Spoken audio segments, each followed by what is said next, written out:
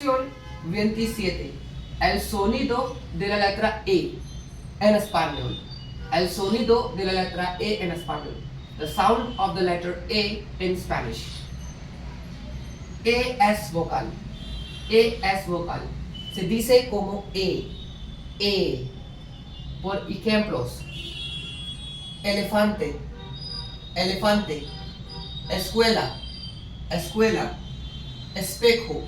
Espejo, estrella, estrella, energía, energía, examen, examen, entrevista, entrevista, elegante, elegante, enamorado, enamorado, escalera, escalera, esquina, esquina.